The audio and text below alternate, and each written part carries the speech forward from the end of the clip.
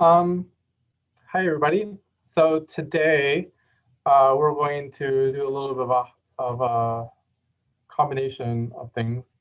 We're going to go over one sort of surface effect, and I'm going to have a presentation that goes through a paper, which will be the basis of the quiz. Okay, so recently we've been talking about different effects of surfaces and surface tension, how surfactants can affect that. In the immediately last class, we talked about these Marangoni effects. So the Marangoni effect, if you remember, is the effect of surface tension gradients, which can induce flow. So today we're going to talk about a slightly different effect. So if you imagine that we have a bubble or some soap film. So you have some sort of ring or something like that, and you have a film of soapy water. This is a cross section of it. So you make this soap film.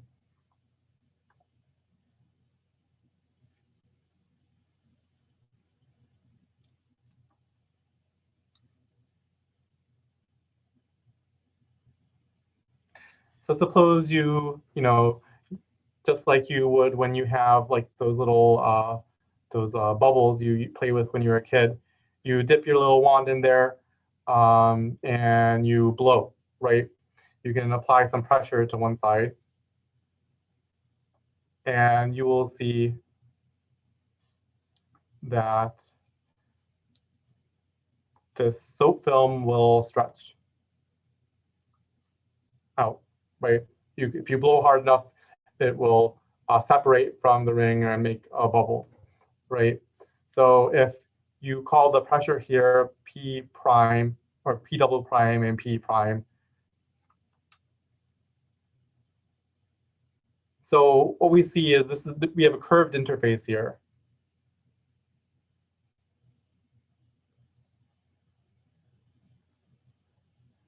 And we know to create that pressure drop or that curved interface, we need to have a difference in pressure from one side to another. So this can be generalized the opposite you can say the opposite of this as well, in that there must be a pressure drop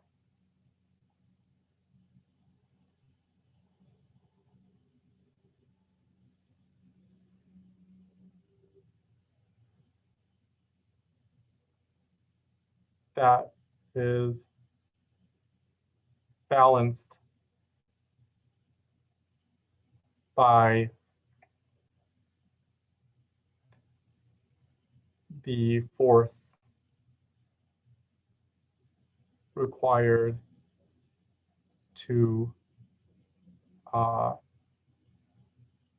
deform or curve the interface.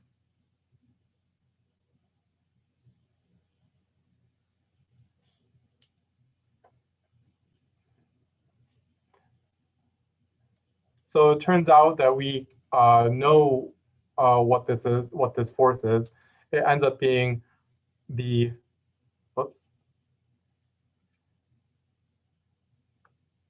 or this pressure difference. So the change in pressure, which we can call P double prime minus P prime, equals the surface tension of this times kappa, which is the curvature. And we'll get into that curvature of the surface. So it's a mathematical term, kappa. So we're going to define kappa in a second. So kappa defines how curved that interface is. To a first approximation, it's the radius of curvature. So if it were a sphere, if that section that's curved is a sphere, it would be the radius of that sphere. But we can generalize this overall. So kappa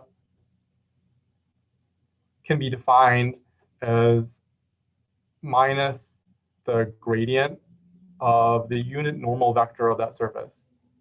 So if we have some random blob in 3 dimensions if we were to take some section of the surface and draw a unit normal vector.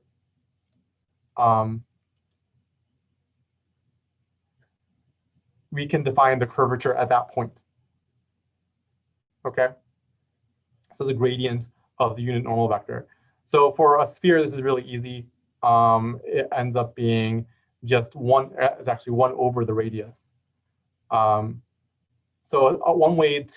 one simplification to this, because you usually don't have to deal with amorphous blobs like this in most real systems, although it does happen. But usually what you would use is finite element analysis, where you split this up into like 1,000 different pieces and you solve them all independently. And anyways, it's a mathematical technique and it uses computers. We're not going to do that. But one way to solve this for a lot of shapes is to say that kappa is 1 over the sum of the 2 principal radii of curvature.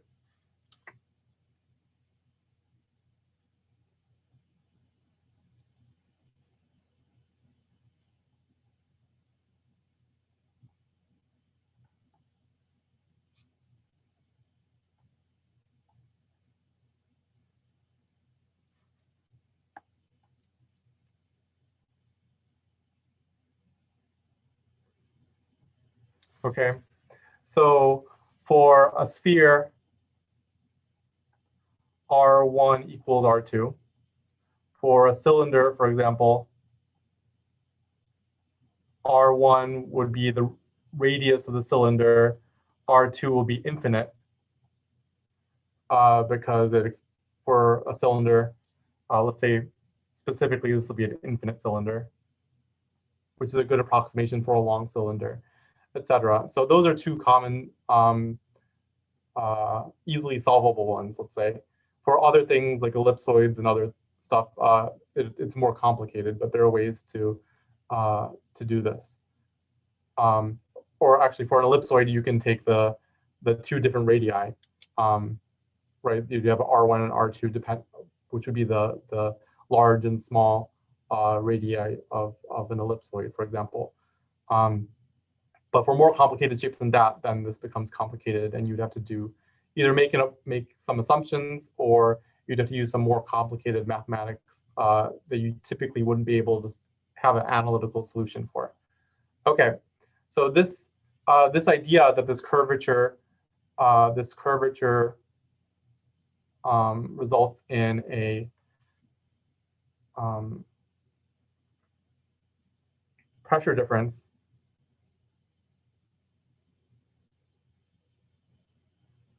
is known as the Young-Laplace equation.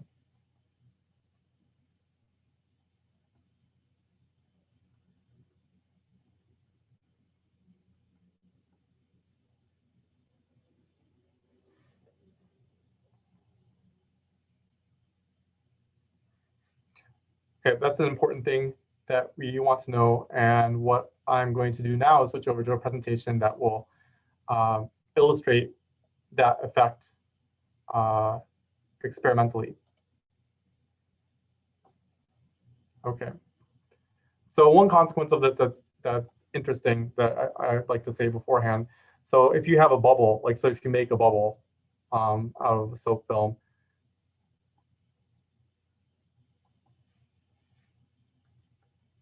the pressure is going to be higher than the outside pressure, right? And you can show that mathematically now. Okay, so if the pressure were the same, the bubble would deflate. And you can see that if you were to, for example, put a straw that inserted through the bubble without breaking it, such that the pressure were equal on both sides now, you would see that that bubble would then eject all the air out of it until it formed a spherical cap on that. So it would get smaller. Okay, so you can do that experiment in real life and confirm that this is true. Okay, if you had a sensitive enough pressure meter, you can measure the pressure inside of a bubble. That would be difficult with most things that you'd probably have readily available, though, because the pressure for a macroscopic size bubble will be quite small. but it is measurable if you have the right tools. Okay, so let me switch over to this presentation.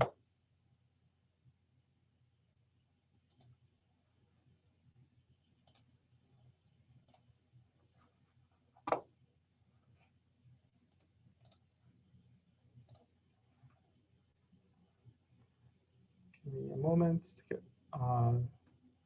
screen share back on.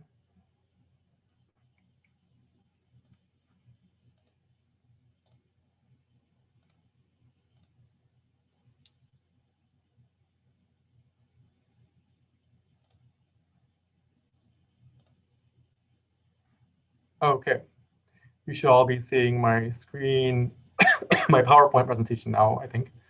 Okay, so this is going to be talking about this paper that I posted earlier this week to Canvas that I was part of grad school. The other authors are Vince Holmberg.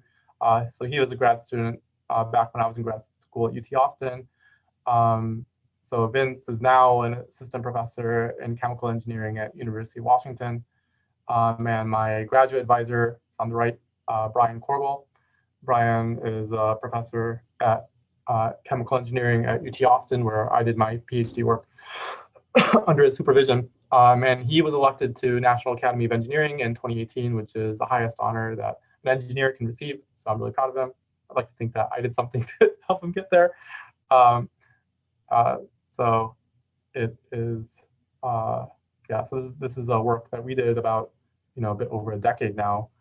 Okay, so what we want to learn from this.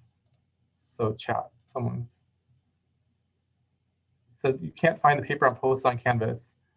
Okay, so maybe I didn't push one of the buttons again. So I'll double check Canvas to make sure that everything's okay. It was probably not published or something.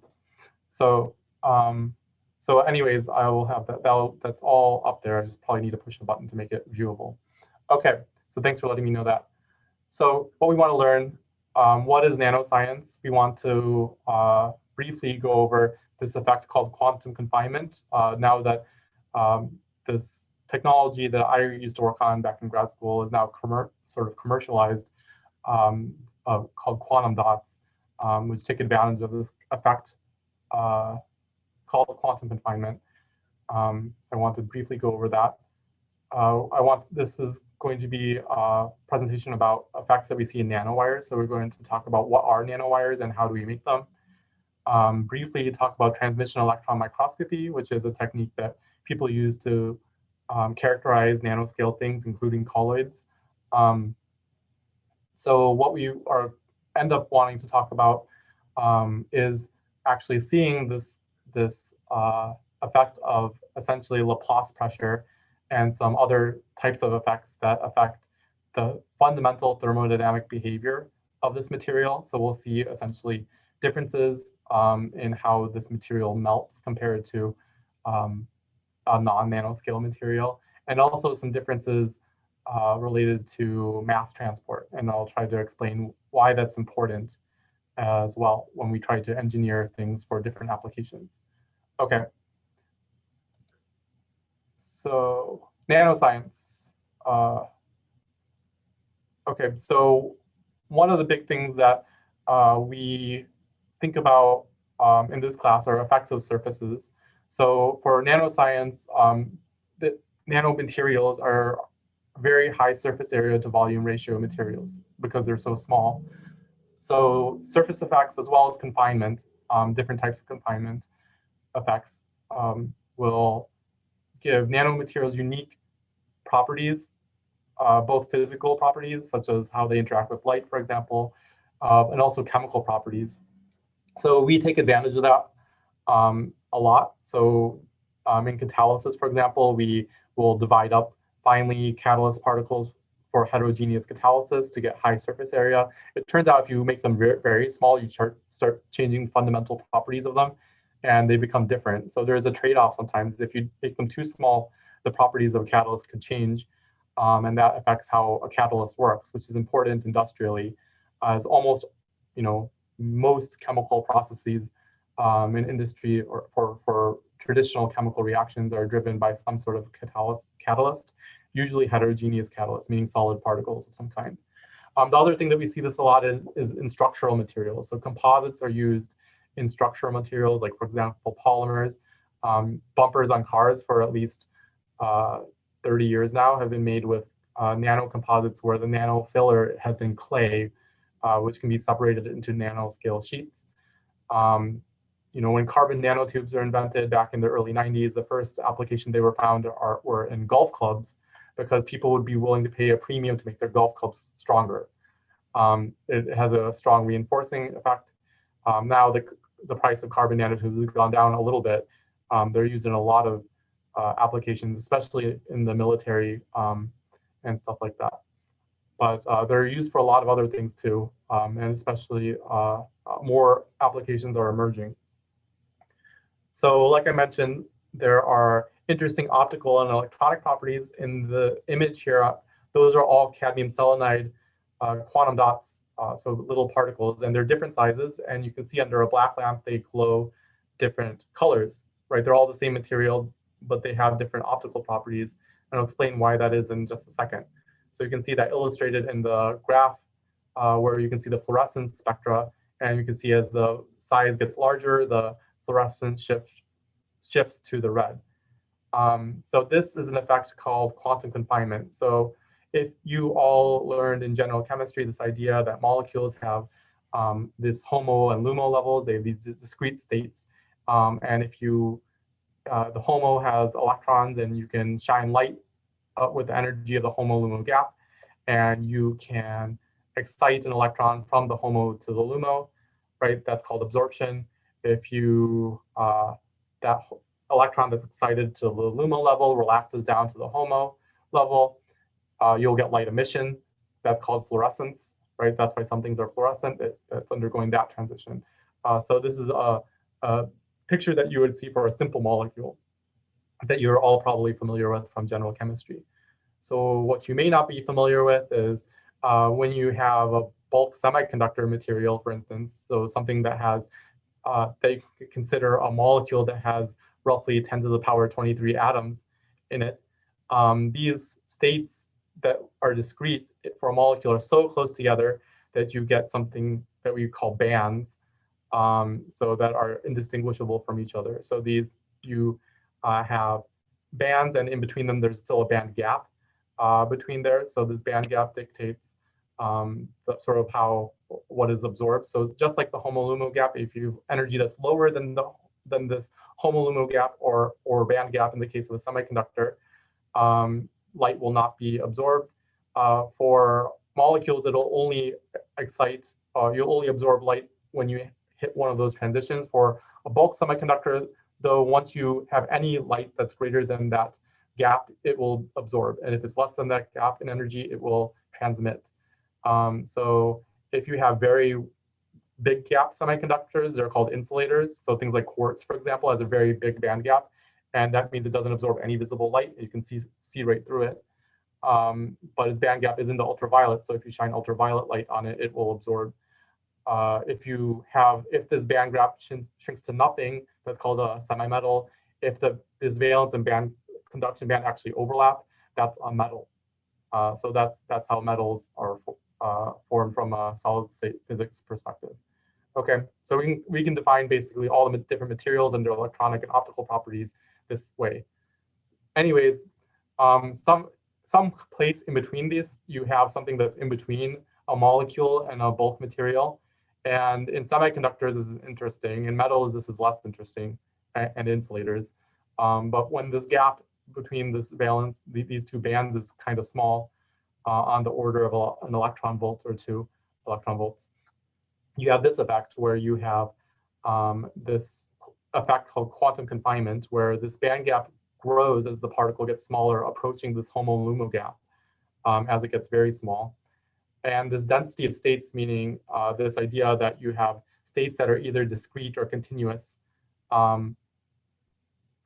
becomes to look more like a molecule. So this has a lot of different effects that can be exploited for a lot of different reasons. But this explains why that picture I just showed you a little while ago had these cadmium selenide quantum dots with different colors. This band gap energy gets larger, meaning higher energy, longer or shorter wavelength as the size gets smaller. So when you look back at this picture, these blue emitting cadmium selenide would be the smaller ones, and the red emitting ones are the bigger ones, just as shown in the diagram on the right.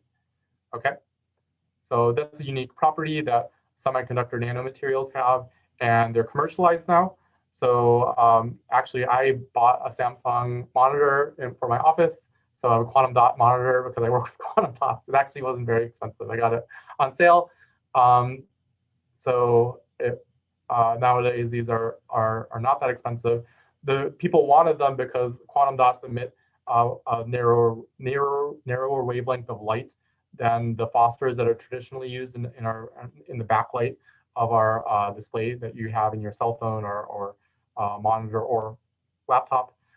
So this causes the way that our monitors work. It actually increases the energy efficiency of it because less light ends up being absorbed inside of your monitor. So it allows both for better energy efficiency, and the color quality is also better as well. The other thing that these are used for that is not quite commercial yet, it is a little bit, are for labeling. So people use these as probes for labeling stuff. It works better than organic molecule probes because they don't bleach, meaning essentially organic molecules degrade over time when they're exposed to light. That's a process known as bleaching or photo bleaching. And quantum dots don't photo bleach very easily, and they can be modified chemically to attach to different things for like these detection and analysis purposes. We can attach things like peptides or proteins that can recognize different things. We can get them to selectively attach to cancer cells, for example, and see where cancer might be in your body or in vitro. So there's a lot of reasons that people are being able to do this. And the next generation will be treatment. Can we use these things to drive a chemical reaction, for example, in your body to kill something, right? That's a bit far away from commercializing and is in the research stage still. Okay, so we're going to be talking about nanowires. So nanowires, this is an image taken by Damon Smith here, a transmission electron microscopy image, and this as well. Let me talk about this in a second, but it has a definition in the dictionary, actually. So it's a wire of a thickness or diameter of a few nanometers, right? 1 to 100 is what the dictionary says. So just to give you a scale here, so in this transmission electron microscopy image on the right, what you're seeing there are rows of atoms. You're looking down columns of atoms. So you can count the number of atoms across. So this is about 10 to 15 nanometers about in diameter, the one that's shown here. Just to give you a reference, this on the right, or sorry, left, is an image taken by Damon Smith. So his PhD project, he was another PhD student in my lab when I was in grad school. So his project was actually taking nanowires inside a SEM, scanning electron microscope, and breaking them and measuring how much force it takes to break them. So he did this day after day after day for 5 years to get a PhD. So trying to understand the mechanical behavior of these and how they change with for different reasons. But one day he saw human hair as a contamination inside the SEM. This nanowire is stuck to this sort of cones-shaped thing. That's the tungsten probe that he was using to manipulate the nanowire. So he's using 2 tungsten probes with nanowires attached to them carefully with joysticks and crashing them together and watching them bend and break. Basically, but he saw this as an opportunity to get the scale of these. So human hair, you can see, is about 20 or 40, 50 microns. So typically 10 to 100 microns is the thickness of a human hair. You can see this is much, much thinner, like 10,000 times thinner than a human hair. Okay.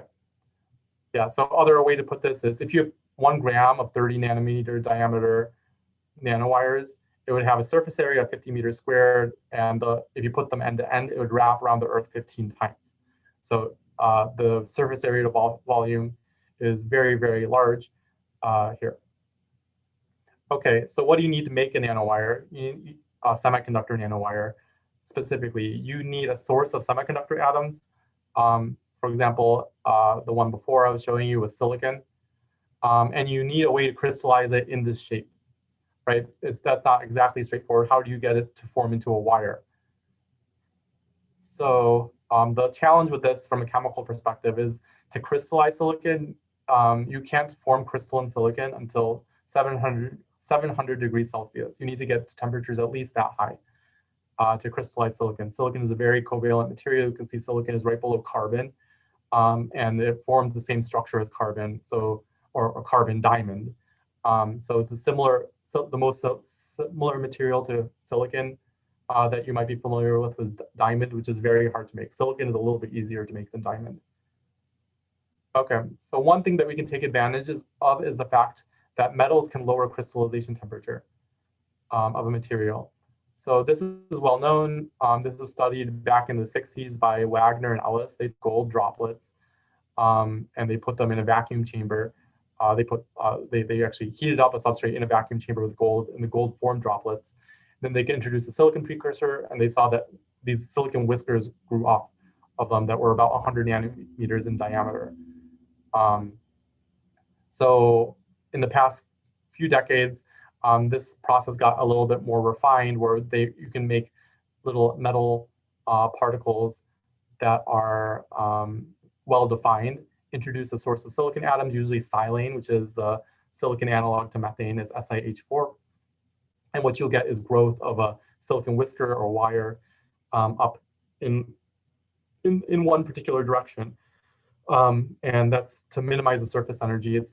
You'll need to nucleate in one direction, so you'll typically only get growth out of one direction, not all of the directions of that, because there's a thermodynamic penalty for doing that. So once you start growing in one direction, it'll continue to grow in that same direction. Okay, so there's some limitations that are in this nanowire growth method I just showed you. Silane is really expensive. It's done in high vacuum, which is really expensive. It's pyrophoric, meaning it spontaneously combusts if you expose it to air. Also, growing it on a substrate like what's shown here, the growth of these nanowires is confined to this two-dimensional surface. So you can only make a few milligrams at a time in this sort of batch type reaction. And also when you expose it to, if you take it out of this chamber it's grown in, you'll immediately oxidize it. So ideally you can do this in solution, like using wet chemistry approaches. The idea is we can, instead of silane, which is gas phase, you can use safer liquid phase precursors. Instead of these metal particles that are on a surface, if you could use colloidal metal nanocrystal seeds, this would work better. Advantage to this are the batch size would scale with reactor volume instead of the surface area. So you can get a much greater volume or mass of product out. And the other thing that you can do in liquid is you can do surface functionalization to prevent oxidation directly in the reactor. Okay, so this has been shown before. This is a paper by one of my former lab mates, Do-Chang Lee, who is actually also a professor now in Korea at KAIST, Korea Advanced Institute of Science and Technology. So he took these metal nanocrystal seeds, in this case gold, that he made very monodispersed. This is a transmission electron microscopy image.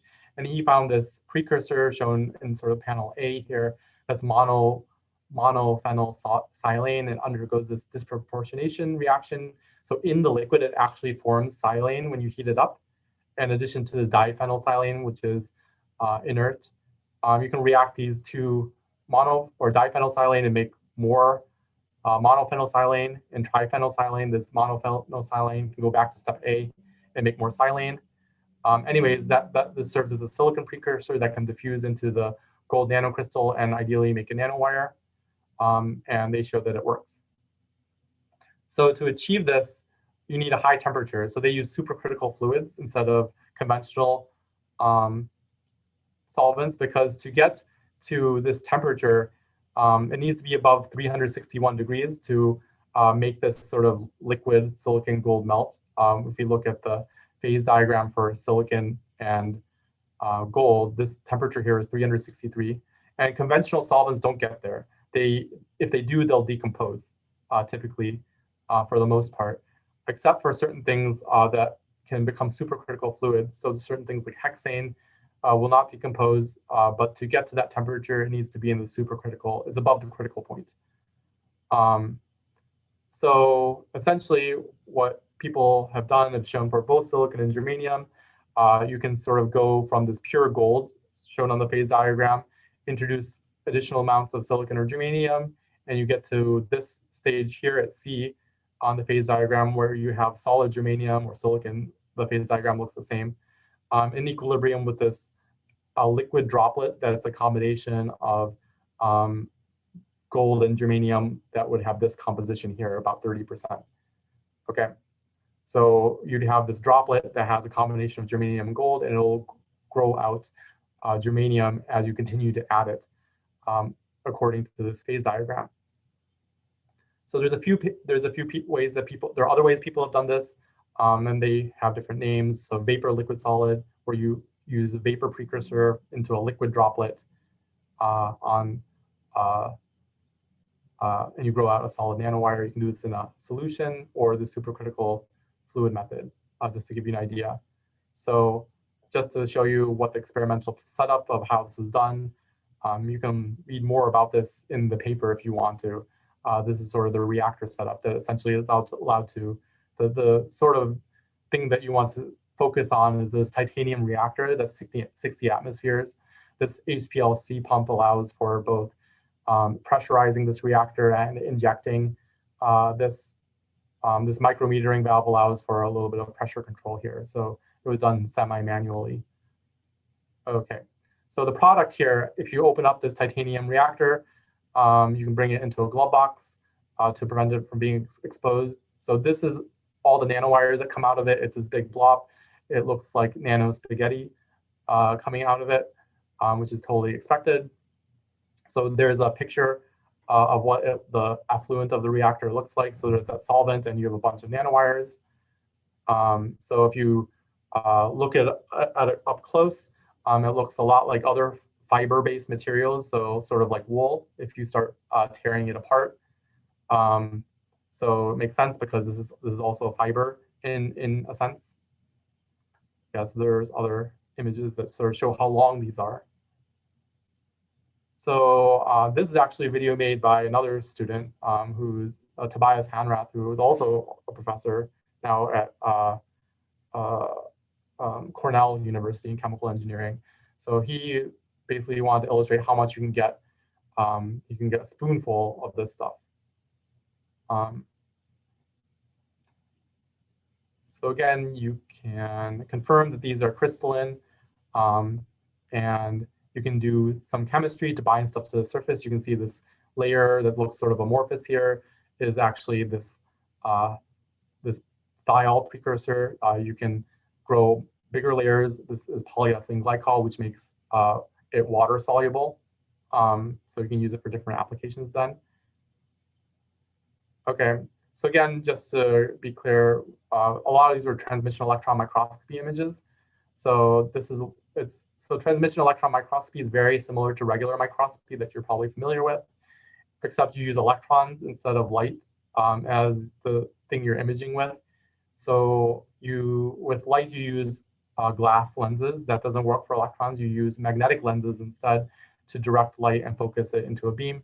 But other than that, it works the same as light microscopy, except you use different types of lenses. To image it at the bottom, use a fluorescent screen, a phosphorescent screen that allows it, you can see it. You can lift it up and put a camera below it and acquire an image. Okay, so I'm going to be showing you some movies of this where we use that camera in real time and show what happens. So because of time, I'm going to skip all this. So the idea is you can actually do experiments inside an electron microscope to see what happens. So this has been done before we did it, but it was a relatively new area when we got into doing this. People have even shown that you can grow nanowires inside an electron microscope. So that's what we're seeing here. Okay, so again, the idea here is that we wanted to grow a nanowire and confine it somehow. So what we wanted to do was heat it up, and what would happen if we heated it up, it would start to melt, and it would fall into oblivion. So this is actually hanging off of a ledge inside of the transmission electron microscope. So this is germanium nanowire with a gold tip that was used for the seed. So what we did was we took advantage of the fact that there was carbon contamination, and we just let it sit under the electron beam for a while. And the combination of the electron beam, which caused the contamination, this carbon contamination, to build up, and the heat that we applied caused it to form a graphitic shell that confined this. So when we heated it up, it would not spill, just fall off out of our view, which happened in some other experiments we did. So people have used this to make this effect to grow other things like these carbon filaments. So it's not a totally unique thing that we did, but we took advantage of this effect that other people have seen to actually sort of grow a test tube inside of this electron microscope. Okay, so I'm going to show you a movie. So we heated this up. This is faster than real time. So I actually acquired all of this, and it took a lot of focus because everything was drifting, and I need to move the sample while we're imaging to keep this in focus. So you can see the temperature in the bottom right of this movie, and you can see this gold droplet as we heat it up is moving into the nanowire. Okay, so this heating rate that we're using is 10 degrees Celsius per minute. So let me skip forward a little bit. So you can see that this sort of dark gold material becomes lighter and ejects from this sphere into the cylindrical portion of the wire.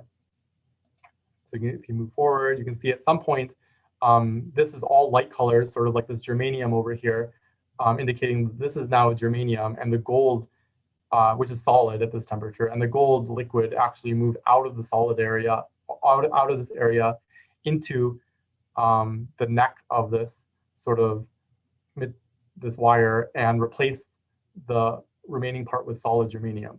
So this happened in a matter of minutes, right? I think I told you this is a minute video that's sped up by 8 times, and we're heating it up during that process at 10 degrees Celsius per minute. Okay, so again, we can see it at different stages. So we can look at this from a thermodynamic point of view. So we can say that the Gibbs energy of our system, from thermo, is minus SDT plus VDP, but we can also add in the surface energy terms here. So we have gamma dA plus the chemical potential term, since this is a two-phase system. We know that the chemical potential needs to be equal across this. So we can use our thermodynamic relationships we know. We can rearrange this expression. And we can replace a bunch of terms here. You can look through the paper for derivation and come about some things here. So for example, this idea of this melting point of this mixture, this point here, where this minimum melting point, where that you have a liquid at 361 degrees Celsius, that's called the eutectic point. So you can see, you can calculate what the depression in this eutectic point would be using this expression that we derived, and knowing that the eutectic point would be the combination of the energy of formation of the germanium and gold weighted by their molar ratios plus the enthalpy of mixing of gold and germanium. We can calculate this H eutectic, plug it into this expression, and find that for this smaller nanowire, the eutectic point is actually 346, which corresponds to where we actually start seeing this moving. If we plug in the radius of our sphere and cylindrical portion that we have here. Okay, so what we see is this melting point depression. The other thing that we see is this process of moving, right? Like I think I mentioned that this ejection of the liquid into the neck here, right? Using the Young-Laplace equation, we can calculate the pressure both in the spherical portion, we can call that the bulb, sort of where the gold starts, and the cylindrical portion, right, that we just learned. So we can look at the spherical portion. The pressure inside the sphere would be 2 gamma over the radius, we can calculate that pressure to be 324 atmospheres in terms of absolute pressure. And we can calculate in the cylinder the pressure to be 216 atmospheres absolute. So the difference between that is 108 atmospheres. So you can imagine that there's a driving force of 108 atmospheres pushing on this liquid droplet. That's why it's able to move over into the cylindrical portion. It's thermodynamically favorable, and we can show why. So again, this is just using very basic models to do this. So we can see that this expands as we continue to heat this up. We get this to expand. We see that this actually forms two little bands of this gold germanium melt. We can calculate the what the composition of germanium in that sort of black band is by using the fact that this is a cylinder and calculating the volume. And then we can sort of get an idea of some more insight into what's happening. So let me sort of understand that. So what we are doing in this movie that we're showing is we're essentially we're showing diffusion in real time. So at this point, this is a gold germanium solid that's diffusing into germanium, and we're watching it in real time. So we can go ahead and do something like calculate a diffusion coefficient, except traditionally we would use some indirect technique. We can directly sort of see what's happening and measure diffusion coefficients. So we did that. As you can see, the dots correspond to the diffusion coefficient at each temperature.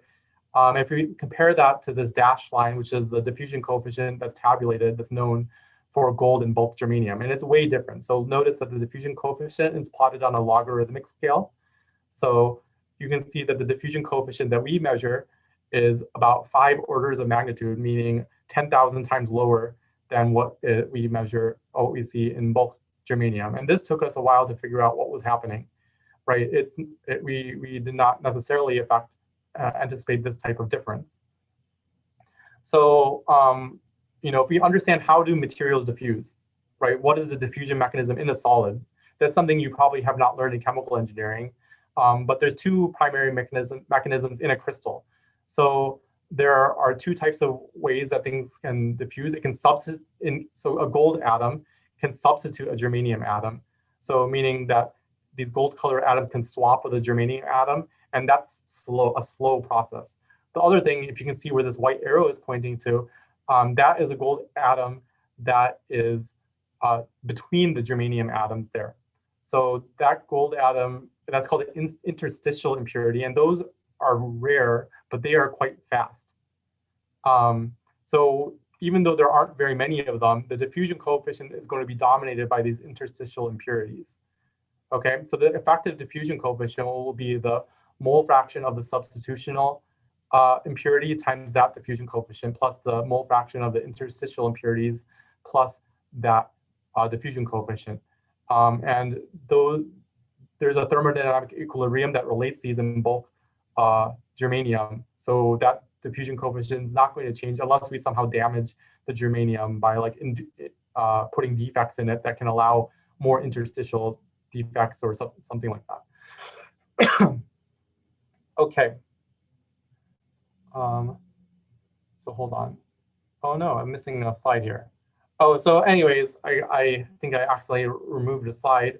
But what we see here is if we actually calculate, what we see is that the data that we see here actually corresponds to the substitutional line. And the reason for that is if you calculate what is the fraction of interstitial defects in germanium, it's 1 in 10 to the 8th, so 1 per 10 million. And if you look at this gold nanoparticle, there are actually less than 10 million atoms there. So we actually don't have the ability to form substitutional defects in this material just because there's not enough atoms. So that means that, or sorry, interstitial defects, I'm sorry.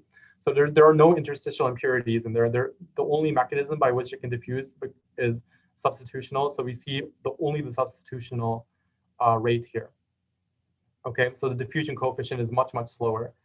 So why is this important? Why do we care about diffusion? So one example that we can think about that we all use are lithium-ion batteries. So nowadays, basically any type of rechargeable battery you use, whether it be in your cell phone, your laptop, your power tool, for the most part, are now lithium-ion batteries. So in cars, in electric cars or hybrid electric vehicles, lithium-ion batteries are used as well. In your car that you use, if it's a regular gas power one, it's a lead acid battery. But either way, one of the limitations in lithium-ion batteries, one of the reasons that it doesn't charge as fast as you want it to, is because of the diffusion. So typically the cathode is made out of something like lithium cobalt oxide that has these lithium ions that are intercalated into it. And one of the reason it's slow is you need to wait for lithium to get in and out, to shuttle across from this graphite to cathode, or the cathode to the anode, depending on whether you're charging or discharging. Okay, I think I'm missing something here too. So one thing that you would want to do, that people try to do, is to nanostructure this. They try to make this cathode out of really tiny particles to enhance mass transfer, right? But as we see is that these diffusion processes can actually be much slower when you make nanoscale materials. So that's something that we need to take into account. So I mentioned in catalysis, this is an issue. The properties can change when we get very small. So unexpected stuff can happen due to nanoscale confinement.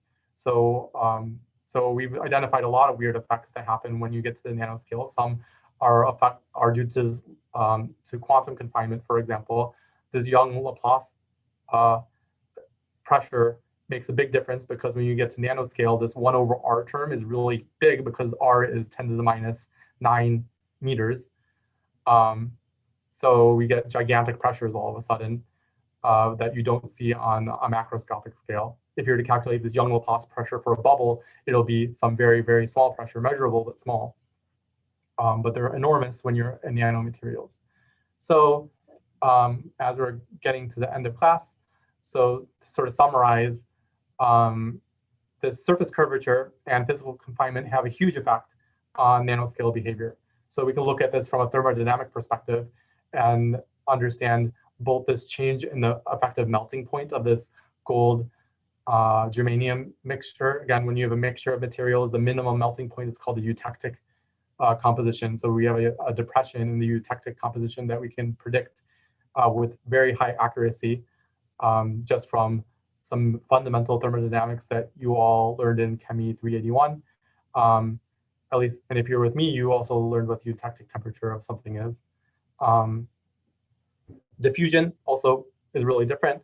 Essentially, because of nanoscale confinement, you completely eliminate this interstitial diffusion mechanism, which is the fast diffusion mechanism in solids, in most solids at least. So it turns out that diffusion is really slow. So in a lot of applications, we try to enhance mass transfer by making things small to sort of give more accessibility to a surface. But for making it small, but then also slowing down diffusion within that material, that can exacerbate the problem instead of help. So when we try to design materials, we need to understand these fundamental processes that are happening, how to model them and predict and understand what's happening. So this took us like a year to analyze all this data. So it's not easy, but we can lead to new understanding that can help other people design materials properly. So I didn't show this radiation damage part, so let's ignore that. I cut that out for time. So just to give you a 1 second summary or 20-second summary, is we actually went ahead and continued this work by irradiating these germanium nanowires and inducing defects.